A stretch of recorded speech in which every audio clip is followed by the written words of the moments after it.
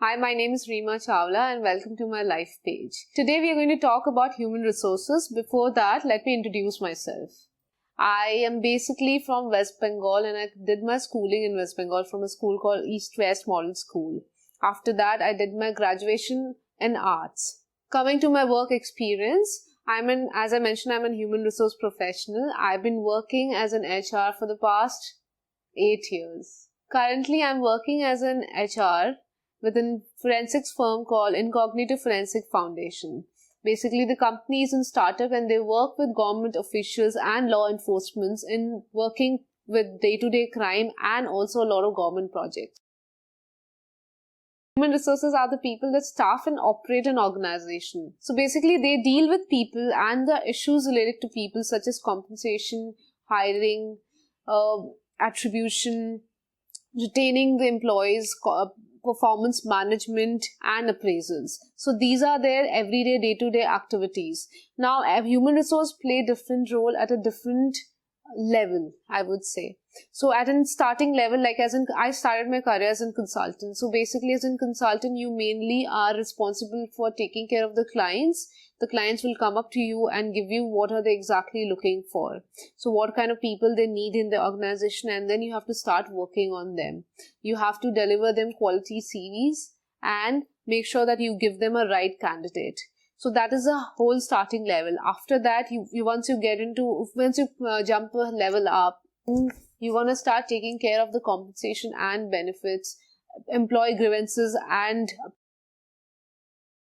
So let me tell you a bit about sociology and what is sociology and how it helps in HR field. So sociology is the study of human social relationships and institutions.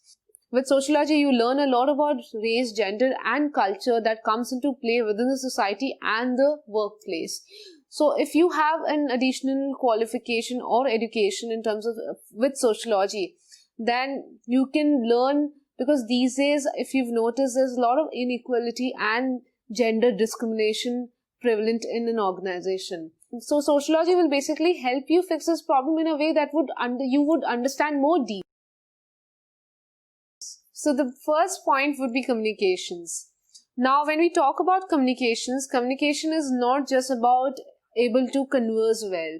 It's also about having the ability to listen to someone, have the patience to actually listen to someone and take advice from any other employee in the organization as well. If you have a clear communication, then you'll have better employee and employer relationship. There'll be less rooms for confusion if you're clear and you know what you're talking about. Resources. A lot of people wouldn't see this as a plus point, but then I personally find it as a really positive aspect of my role, wherein I get to travel. So since I deal with a lot of clients, and not all of my clients are based out of the location that I live in. So I get to travel to the sites, and then that also helps me interact with a lot of more people, which obviously expands my own horizon.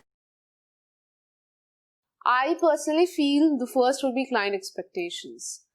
Now, there are a lot of times when the clients come up to you last minute and don't give you room for a lot of time in your hand, when they expect you to finish a certain task in a given amount of time, which is not sufficient. So this would be one of the challenges that you would come across. My office starts at 10, so I make sure I reach office at least by 9:30, because I like having half an hour time in my hand when I can have my coffee and I can settle my desk and I can see what I need to do throughout the day. Second, then I start my day with talking to people. Make sure that when everybody walks in, you're there, you have a smile on your face and you have that good morning tune to it, because if you start your day happily and then the rest of the day goes through smoothly. After that, then I go and talk to my manager, see what he wants me to do throughout the day, because if there's any urgent work which needs to be on top of the list, make sure that I do that first, then starting the rest of my the rest of the work that needs to be done. And then after that, having my coffee in the evening again, then my office gets done at 6:30. So I am someone who believes that, you need to finish, like, you need to leave the office on time, because as much important as your office is, your personal life is also important, because if you're happy in your personal life, you can bring the same happiness to your job. So I think it's all about balancing. It's all about, making sure that both of your aspects of your life are in sync. And in the end, you're happy. That's the most important thing. So I hope I've given you a balanced view on human resources. Thank you so much.